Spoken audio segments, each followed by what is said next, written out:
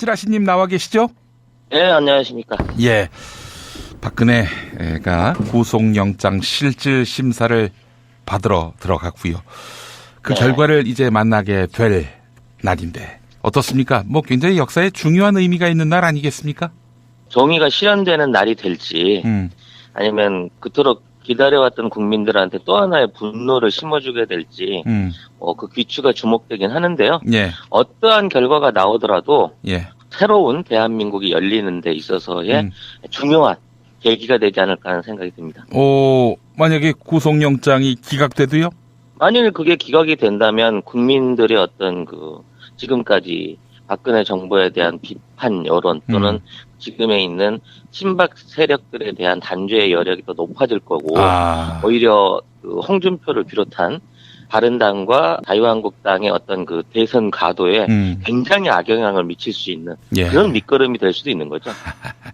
그렇죠. 서울구치소에는 못 가지만 삼성구치소에 들어가는 거 아닙니까? 삼성동에 있는 삼성구치소. 네, 결과는 마찬가지 아닐까요? 원래 잘 안 돌아다니시는 분이잖아요. 그렇긴 합니다. 감옥 생활 적응 잘할 것 같아요. 머리하고 변기는 어떻게 해야 될지 그 점은 좀 걱정이 되네요. 그렇죠. 예, 그 점이 가장 큰 문제거리가 되겠습니다. 장시호, 그러니까 최순실의 조카지요. 장시호가 통일은 대박이다 이 말을 했을 때 박근혜가 대통령을 한번 더 해먹을 생각으로 통일은 대박이다 이렇게 표현한 것이다라고 이야기했다고 하는데 정말 그렇게 되면 통일은 대박인데 본인만 대박인 거 아닙니까? 그렇죠. 이제 한반도의 분단 상황을 해결한 통일 대통령으로서 새로운 개헌을 통해서든 어떠한 방식으로든 지금의 단임제 룰을 깨고 본인이 초대 통일 대통령으로 오르겠다라는 어떤 그런 포부를 가졌던 것 같은데요. 네. 이 믿음의 근원이 전부 최순실의 꿈 때문이었나라고 생각을 하게 되면 참 그분의 어떤 무속적인 어떤 맹신 이 부분이 빚어낸 해프닝이었는데 그 당시 이제 모든 국민들은 대단한 어떤 근거라든지 어떤 앞으로의 통일 정책에 대한 특별한 준비가 있는 것으로 믿고 또 관심을 가졌었는데 지금 보면 허탈한 얘기인 거죠.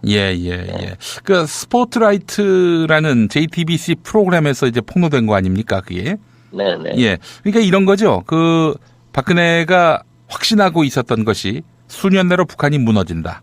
그럼 자연스럽게 그 영토는 남한에 복속되고 따라서 본인이 이제 남북한 통일 정부의 첫 수반이 될 것이다. 이런 그림인데 이거 너무 날로 먹는 거 아닙니까? 맞습니다. 지금 있는 상태에서 우리가 자주적인 한반도 통일을 이루지 못하고 북한 정권의 자율적이 됐든 내부의 쿠데타 세력에 의해서 됐든 외압에 의해서든 북한 정권이 지금처럼 불시에 무너져 버린다고 하면 그 자리를 그대로 우리가 올라가서 차지한다는 것보다는 오히려 중국이나 러시아나 주변 강대국들에 의해서 오히려 그쪽이 점령되거나 그쪽의 세력들한테 지배받을 가능성이 훨씬 더 높습니다. 그러니까 양국 정부가 충분한 대화와 타협과 교류를 통해서 자연스럽게 정치적으로 경제적으로 순차적으로 통일해가는 모습을 만들어냈어야 되는데 그런 플랜 전혀 없이 저기가 그냥 무너지면 그냥 무혈 입성할 수 있을 것이다라는 상상을 했다는 것 자체가 정치적으로 외교적으로 생각이 있는 사람인가 싶은 거죠. 한중경제연구소장이신데 만약에 그런 시나리오도 충분히 상정해 볼 수 있는 거 아닙니까? 북한이 무너지면은 이게 저 한반도가 다 남한 정부의 영토가 되는 겁니까? 그렇지 않습니다. 왜냐하면 지금 북한에 가장 정치적으로 경제적으로 영향을 미치고 있는 국가가 중국인데요. 중국은 한반도를 대륙으로 침투해 들어오는 일본과 미국 세력의 일종의 완충지대로 생각하고 있기 때문에 북한 정권이 존재하거나 아니면 통일이 되더라도 중국의 우호적인 한반도의 정권이 들어서는 것을 최선의 정치 목적으로 하고 있습니다. 만일 남한이 지금 사드 문제도 그와 비슷한 상황이라고 보면 되겠는데 미국의 군사기지 역할을 수행을 하고 미국의 전략 무기들이 들어와서 경제적으로 또는 군사적으로 미국에 복속돼 가는 듯한 모습을 보는 게 앞으로 그 중국 정부의 정권 유지 차원에서도 굉장히 심각한 문제거든요. 좀 더 구체적으로 설명을 드리자면 예. 시진핑은 이제 올해로 예. 집권 5년을 마치고 예. 올해 11월 달에 5년 후에 자기 권력을 승계할 사람들을 네. 뽑아야 되는 중대한 그 선거를 앞두고 있습니다. 선거가 아니라 회의죠. 예.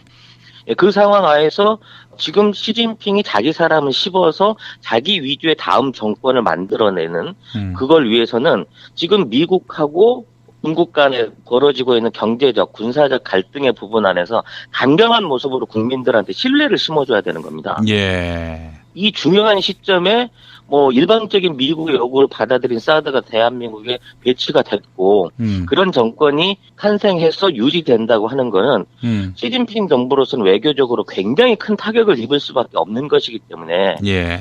그 11월 달까지는 지금의 사드에 의한 사드를 원인으로 보지 않더라도 너무 친일 친미로 돼 있는 현재 정권에 대한 중국의 압박은 내외적으로 그치지 않고 더욱 강경해질 것이 분명하고요. 예. 그 11월 선거가 지난 이후에 뭐 제재를 풀거나 대화 국면으로 돌아갈 수 있는 계기가 마련될 것으로 예상이 됩니다. 예, 그래요. 한마디로 얘기해서 지금 중국이 눈을 시퍼렇게 뜨고 있는데 이 북한 체제 붕괴가 결국 뭐 남한으로 자연스럽게 영토가 이양되는 그런 상황을 허용하지는 않을 것이다. 이런 말씀이군요. 네. 예. 지금 이제 중국의 주력 미사일 부대가 이제 동풍 미사일이라는 부대가 있는데요. 예. 이게 이제 사거리가 800km에서 1000km 좌우되는 중국의 주축 미사일들입니다. 예. 근데 이 미사일 기지가 전부 한반도와 중국의 국경선 부분에 위치를 하고 있기 때문에 예. 만일 군사적으로든지 어떤 그 문제가 생기거나 미군과의 그 한반도 안에서의 국지전이 벌어지게 된다면 한반도 전역이 다 사정권 안에 있는 거고요. 예. 예. 전 세계에서 가장 많은 기갑부대를 가지고 있는 중국이 그 기갑부대의 사단들을 실제 압록강 주변에 배치를 하고 도하 훈련을 꾸준히 하고 있다는 외신이 있습니다. 예. 예. 그러니까 만일에 북한의 정권이 위험해지거나 이 정권의 어떤 그 변개가 생기게 되면 예. 즉각적으로 개입할 준비를 하고 있기 때문에 예. 지금 상태에서 북한이 그냥 무너져 버린다고 하면 오히려 중국과 우리가 국경선을 맞대고 있는 또 새로운 그 외교 공무원을 맞이하게 되는 거거든요. 예. 예.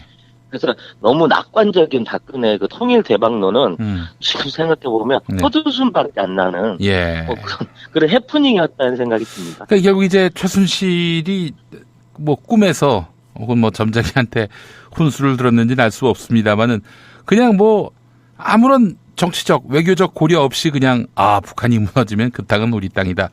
대박의 수익 모델이 생긴다. 박근혜를 한반도의 초대 통일 대통령으로 세우면 이 201을 했다는 거 아닙니까? 그렇죠. 그리고 그 현행 법상으로도 이제 단임제로 돼 있는 그 권력을 어떻게든 이어갈 수 있는 방식을 그런 부분에서 찾았다고 하는 게 이게는 이제 권력 유지와 정권 연장에 대한 어떤 플랜 같은 것도 얼마나 주먹구구식이었고 생각이 없었나 싶은 거죠. 저는 그 당시에 뭐 미국 정보국이라든지 어떤 뭐 이런 데서 체제 붕괴의 조짐이 뚜렷이 보인다든지 아니면 평화 통일을 하기 위한 그 모종의 어떤 프로젝트가 진행 중이지 않을까 하는 일말의 기대를 가져봤습니다만 그런 정황은 전혀 보고되지가 않았습니다. 지금까지. 하여간 웃음만 납니다.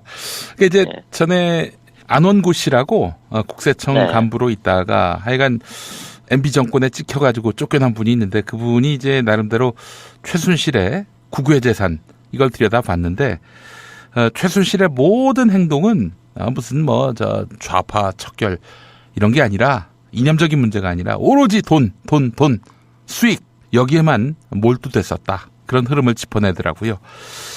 결국 통일 대박 역시 최순실의 어떤 수익 창출을 위한 매개였을 뿐이지 뭐 통일에 대한 뭐 구체적인 플랜이나 비전 속에서 나온 것은 아니다. 이렇게 볼 수 있는 것 같아요. 아마 그 북한에 있는 자산들을 사유화해서 그걸로 좀 더 많은 돈을 벌어볼 궁리를 하지 않았을까. 그런 생각도 가능한 거죠. 따지고 보면. 매국노들 철저하게 응징돼야 할 것이라고 저는 생각을 하고요. 내일이 그 첫째 계기가 되기를 간절히 바라고 있습니다. 방송 나갈 시점으로는 바로 오늘이 되겠습니다만은. 예. 네. 예. 하여간 오늘 결판이 날 겁니다. 역사의 정의가 살아있는지. 자, 지라시님, 이 이야기도 한번 해봤으면 좋겠어요. 공교롭게도 이제 3월 31일, 오늘은 홍럼프가 자유한국당 대선 후보가 될 가능성이 대단히 높은 날입니다. 자, 그런데 지금 홍럼프는 말이죠. 노무현은 뇌물 대장이다. 뇌물 먹고 자살했다. 이런 식으로 이야기하고 있는데, 물론 그런 홍준표의 정치 노선에 반대하는 분들은 기겁을 할 그런 망언이지만, 근데 그럼에도 불구하고 계속 이런 얘기들을 꺼내는 것은 어떤 반노 마케팅의 일환이 아니겠는가, 이런 생각이 드는데요. 어떻게 보셨어요? 말씀하신 대로 당면한 과제가 그나마 이제 경쟁 상대로 볼 수 있는 김진태 의원을 누르고 본인이 어떻게든 이제 31일 날 오늘 후보를 확정시키는 데 있을 건데요. 예. 지금 후보들 간의 어떤 경쟁 또는 서로 주고받는 대화들, 공개 토론안에서 오가는 얘기들이 시정 잡배나 할 만한 인신 공격과 아주 비열한 언사들이 그대로 방송을 타고 드러나고 있어요. 예. 그러니까 단순하게 지금은 이제 국무위원이라고 하는 전 대통령에 대한 얘기를 꺼낸 게 아니라 전방위적으로 본인의 어떤 그 존재감을 부각시키기 위해서 정말 이 정도 수준밖에 안 되는 사람들인가 싶을 정도의 막말들을 쏟아내고 있거든요. 예. 그 부분 안에서 지금 뇌물에 대한 부분이 지적된 것은 예. 본인도 사실 뇌물죄에 연관돼서 지금 대법원 선고를 앞두고 있지 않습니까? 예. 그러면서 이제 김진태 의원한테 나는 무죄를 받지 않았느냐라는 식으로 얘기를 하는데 또 정권이 바뀌고 사법정의가 바로 이루어지게 되면 박근혜 뇌물죄가 인정되는데 홍준표가 뇌물죄가 성립 안 할 이유가 없거든요. 그렇기 때문에 후보로 나오더라도 그럴 리는 없겠지만 당선이 된다고 하더라도 이게 정상적인 도덕성을 갖춘 대통령으로 자리를 잡을 수가 없는 거죠. 그러다 보니까 비교가 될 수 있는 다른 대상을 같이 물고 늘어져 가지고 자기 자신에 대한 일종의 핑계거리를 만드는 데 지나지 않는 것 같고요.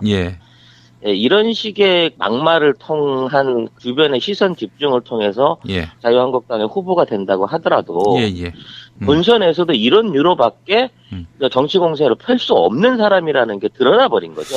아니 근데 말이죠. 전략적으로 그게 맞는 전략입니까? 아니 노무현 전 대통령이 지금 가장 존경받는 전직 대통령으로 꼽히고 있는데 박정희를 누른 지 오래예요. 그럼에도 불구하고 다수 국민의 표를 받아서 대통령이 되겠다는 사람이 다수 국민의 지지를 받고 있는 전직 대통령을 비방모략한다? 무슨 목적과 목표를 갖는 전략인지 도무지 이해가 안 됩니다. 물론 홍준표가 기대할 만한 또는 의미가 있을 만한 지지를 얻어낼 수는 없을 겁니다. 근데 그걸 위해서 유일하게 공략할 수 있는 방법은 현재 이제 대구, 경북, 경남, PK에 있는 정통적인 지역 정서를 호소하는 수밖에 없을 거거든요. 그러다 보니까 그쪽 지지자들한테 쉽게 말하면 노무현 전 대통령에 쏠려있던 호감 부분을 어떻게든 깎아내려야 하는 일종의 지산과제가 있는 것이고 나중에라도 어떤 그런 공방 내지는 누가 영남의 적자인가, 누가 영남을 위해서 정치를 할 수 있는 사람인가 이런 거를 하기 위해서라도 지금의 이 노무현의 그림자를 벗겨내기 위한 굉장히 고단수적이고 치졸하긴 하지만 정치적 계산이 돼 있는 그런 이제 발표고 그런 이제 어록이다라고 인정을 해야 될 것 같습니다. 그렇다면은 지금 말씀을 들어보니 홍준표는 이번에 대통령이 될 마음이 없다. 이런 뜻으로도 읽힙니다. 대세가 이미 기울어져 있기 때문에 지금 있는 상황에서 자신이 당선되리라고 믿지는 않을 것 같고요. 그렇기 때문에 실은 경남도지사 보궐선거 못하게 꼼수를 쓰는 거 아닙니까? 근데 그거는 법적으로 본인 혼자의 계산인 거고요. 선관위가 일요일이라도 그 사퇴서를 받아서 처리해버리면 되는 거기 때문에. 그렇긴 하네요, 보니까. 그게 문제될 수 있는 사안은 아닐 겁니다. 근데 이건 이제 본인의 생각으로 그렇게 잡고 가는 거고요. 홍준표 입장에서는 다음 그 본인의 정치적 행보나 어떤 정치적 생명을 위해서라도 어떻게 해서든 영남 안에서라도 30-40% 이상의 지지표를 받아내야 되는 게 지상 과제인 거고요. 만일 그걸 못하게 된다면 그동안 어떤 그 여권, 그러니까 지금의 새누리당이 가져왔던 정치적인 본산 자체를 민주당에 그대로 내주게 되는 결과가 있게 되는 거거든요. 예. 그러면 재기불능이 되는 거죠, 현재로서는. 이번 선거 자체뿐만이 아니라 앞으로 뭐 총선에서도 지방선거에서도 도저히 이길 수 없는 당으로, 소수당으로 정치 세력으로 전락할 수 있는 부분이 있기 때문에 어떻게든 뭐 사활을 걸고라도 지금과 같은 그 비상식적인 정치 공세들을 풀어냄으로 인해서 지역 정산에 나이 많은 어르신들의 어떤 그 동의와 지지를 구해보려고 하는 마지막 전술인 거죠. 이제 홍준표가 내세울 수 있는. 또 그런 면도 있고 워낙 홍준표가 이 당에서 마이너니까 그렇지 않습니까? 네. 마이너 아니에요. 그러니까 그렇죠. 확실하게 그 주류로 뿌리 내리기 위해서 자유한국당의 그 대의가 그런 거 아닙니까? 노무현 반대, 좌파 반대. 그러니까 그 정서의 정면으로 호소할 수 있는 길은 다른 무엇보다도 뭐 정책에 대한 비난보다는 노무현이라는 일개인에 대한 비난으로 이렇게 확실하게 자기 색을 드러냈을 때 TK의 주류로도 자기가 우뚝 설 수 있다라고 판단한 것 같습니다. 현재 홍준표 지사의 지지율이 10%를 넘지 않고 있습니다. 예. 홍준표 지사는 32일 날 후보 경선이 끝나고 나면 어찌 됐든 대연정에 대한 제안을 주고받을 수밖에 없는 입장인데 예. 그 안에 어떻게든 의미가 있는 지지율 회복을 못하게 되면 앞으로 혹시라도 있을 수 있는 범여권의 정계 개편이 예. 지금까지 가장 높은 지지 수치를 받고 있는 안철수를 중심으로 이루어질 가능성이 높기 때문에 지금 시간이 없는 거예요. 바로 오늘 이후 4월 5일 전에 모든 대선 주자가 확보되기 전에 범여권 안에서의 어떤 그 세력 규합을 위한 최소한의 기본표를 만들어내야 되는 과제가 있기 때문에 아직 자기네 경선이 끝나지도 않은 상황에서 전혀 엉뚱한 노무현이라고 하는 민주당의 어떤 그림자를 걷어내고 있는 선수를 친다고 이렇게 분석을 해야 되는 게 맞습니다. 그러니까 이제 결국 생존을 위해 생계형 노무현 모략이군요. 그렇죠. 근데 참 애잔하죠. 왜냐하면 세월이 다르고 이미 이제 노무현 대통령에 대한 재평가가 어느 정도 끝나 있는 상황에서 이런 이제 구태의연한 방식으로 정치를 풀어가고 있는 뭐 자유한국당이나 홍준표 지사에 대한 지지율은 오히려 역풍을 맞아서 더 떨어지게 될 공산이 높지 않나. 뭐 결국은 단당으로서의 마지막 발악을 하고 있는 게 아닌가라는 생각이 듭니다. 예. 아주 지적이 예리합니다. 제가 생각해도요, 이건 지금 이성적으로 할 수 있는 선거 캠페인은 아닌 것 같고, 예. 네. 하여간 이렇게 해서라도 생존, 아니, 기생하려는 자유당 참 애잔합니다. 자유당의 혁신을 위해서는 뭐 김용민 밖에는 대안이 없다라는 점을 오늘 또 다시 한번. 네, 저도 적극적으로 그 부분을 좀 강조를 하고 싶습니다. 아직까지 당적 회복하시고 계신 건가요? 제가 지금 시간이 없어서 그런데 변호사까지 다 얘기가 됐습니다. 그 지위를 회복하는 그런 법적 투쟁 공언했고요. 실행에 옮길 겁니다. 예. 선거 운동에 들어가시게 되면 제가 적극적으로 돕도록 하겠습니다. 알겠습니다. 자, 오늘 말씀 너무 잘 들었습니다. 고맙습니다. 네, 감사합니다. 앞으로의 통일 정책에 대한 특별한 준비가 있는 것으로 믿고 또 관심을 가졌었는데 지금 보면 허탈한 얘기인 거죠. 그 스포트라이트라는 JTBC 프로그램에서 이제 폭로된 거 아닙니까, 그게? 네네. 그러니까 이런 거죠. 그 박근혜가 확신하고 있었던 것이 수년 내로 북한이 무너진다. 그럼 자연스럽게 그 영토는 남한에 복속되고 따라서 본인이 이제 남북한 통일 정부의 첫 수반이 될 것이다. 이런 그림인데 이거 너무 날로 먹는 거 아닙니까? 맞습니다. 지금 있는 상태에서 우리가 자주적인 한반도 통일을 이루지 못하고 북한 정권의 뭐 자율적이 됐든 내부의 구테타 세력에 의해서 됐든 외압에 의해서든 북한 정권이 한 번 더 해먹을 생각으로 통일은 대박이다. 이렇게 표현한 것이다라고 이야기했다고 하는데 정말 그렇게 되면 통일은 대박인데 본인만 대박인 거 아닙니까? 그렇죠. 이제 한반도의 그 분단 상황을 해결한 통일 대통령으로서 새로운 대언을 통해서든 어떠한 방식으로든 지금의 단임제 룰을 깨고 본인이 초대 통일 대통령으로 오르겠다라는 어떤 그런 포부를 가졌던 것 같은데요. 예. 이 믿음의 근원이 전부 최순실의 꿈 때문이었나라고 생각을 하게 되면 참 그분의 어떤 무속적인 어떤 맹신 이 부분이 빚어낸 해프닝이었는데 예. 그 당시 이제 모든 국민들은 뭐 대단한 어떤 근거라든지 예. 어떤 악 세력들에 대한 단죄의 여력이 더 높아질 거고 오히려 그 홍준표를 비롯한 바른당과 자유한국당의 어떤 그 대선 가도에 굉장히 악영향을 미칠 수 있는 그런 밑거름이 될 수도 있는 거죠. 그렇죠. 서울구치소에는 못 가지만 삼성구치소에 들어가는 거 아닙니까? 삼성동에 있는 삼성구치소. 네, 뭐 결과는 마찬가지 아닐까요? 원래 잘 안 돌아다니시는 분이잖아요. 그렇긴 합니다. 감옥 생활 적응 잘할 것 같아요. 머리하고 변기는 어떻게 해야 될지 그 점은 좀 걱정이 되네요. 그렇죠. 예, 그 점이 가장 큰 문제거리가 되겠습니다. 장시호, 그러니까 최순실의 조카지요. 장시호가 통일은 대박이다 이 말을 했을 때 박근혜가 대통령을 찌라시님 나와 계시죠? 네, 안녕하십니까. 예. 박근혜가 구속영장 실질 심사를 받으러 들어갔고요. 그 결과를 이제 만나게 될 날인데 어떻습니까? 뭐 굉장히 역사에 중요한 의미가 있는 날 아니겠습니까? 정의가 실현되는 날이 될지 아니면 그토록 기다려왔던 국민들한테 또 하나의 분노를 심어주게 될지 그 귀추가 주목되긴 하는데요. 예. 어떠한 결과가 나오더라도 예. 새로운 대한민국이 열리는 데 있어서의 중요한 계기가 되지 않을까 하는 생각이 듭니다. 만약에 구속영장이 기각돼도요?